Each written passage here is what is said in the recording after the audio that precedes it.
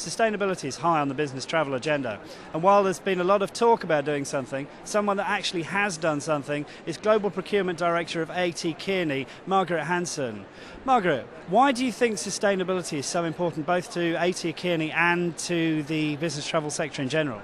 Sustainability is so important to AT Kearney as a firm. Understand that we work with our clients in a lot of different areas in manufacturing and operations and IT strategies and energy, that we work with clients on creating sustainability with their own environments beyond just the travel space. And to quote our CEO, our managing partner, fundamentally, it's a Native American proverb that we borrow the earth, we don't inherit the earth from our parents, but we borrow it from our children.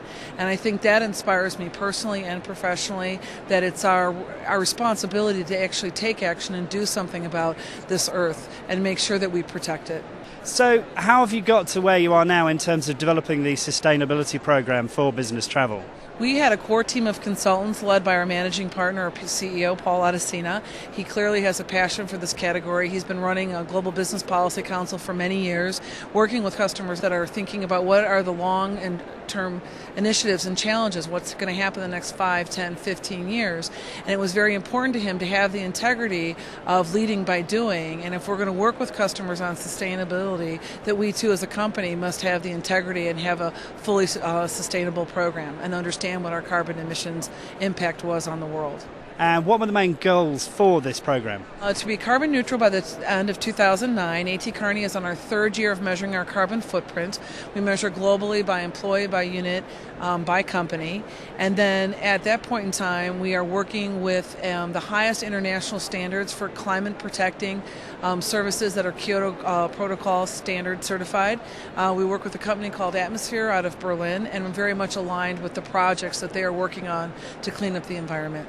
So what have been the real key issues and core problems involved with creating a sustainability program for business travel? I think one of the biggest challenges was getting the data sources. The scientists have a very long list, of what information they would ideally like to have in order to be able to do the most intelligent and accurate calculations.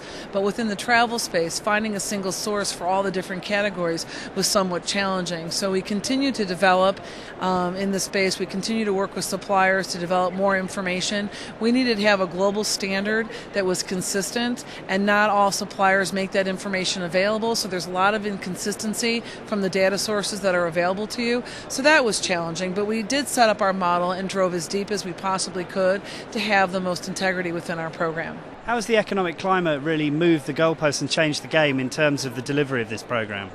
Well, I really like to remind people that sustainability trends the same way with cost control. It's reduction, it's controlling and knowing your missions. And as I showed in my presentation today, a lot of times when you're making positive changes within your travel program, you're not only reducing and controlling costs, but you're also controlling and reducing your carbon emissions. So I think the two are very complementary to each other, and I think it's a golden opportunity for people to say these two things tie together. I think if we ignore what's happening in the environment today, that it will be more expensive for us over time, and we have to start understanding it and measuring it and taking action, because the price of that over the long term is going to grow. It's not going to shrink. And I do think for the immediate, when you do have now the CFO and everybody's intention within your organization to control costs, you can very nicely tie in sustainability initiatives with that. Procurement tends to get something of a bad reputation among suppliers. How have you ensured that really you're working with these suppliers and not against them when it comes to delivering this program? I have almost 27 years in managed travel, and I am part of a procurement organization, and I think a partnership is a partnership. And so if you're going to be successful with any business partner, you need to work together and collaboratively. You need to understand what their challenges are. They need to understand what your needs are. And only if you do that and have that kind of dialogue are you going to be successful. I would have to say for the legacy airlines, we do depend on them for global and international travel, and they have these massive fleets that aren't environmentally friendly. We certainly couldn't be working in a global market without them. So, I think they have some more challenges than these low-cost carriers that are very regional specific. Their fleet is, 5 years old, or they're putting in new aircraft. So it's really being able to recognize and partner with them, understanding your needs and their challenges, and making the best that you can together. So it's a collaboration, I think, and if you lose sight of that in procurement at all, you're really missing the point. You have to be successful. Not only can you have to do the deal and get the right negotiation, but you have to maintain that program in partnership, and you want it to be healthy and you want it to be for the long term, not the short term. And what advice would you give to other companies who are just setting out on creating their own sustainability program for business travel? Probably pretty similar. I really hope that in my presentations and public speaking that I'm encouraging more people. I'm trying to simplify it to say you have this data in front of you.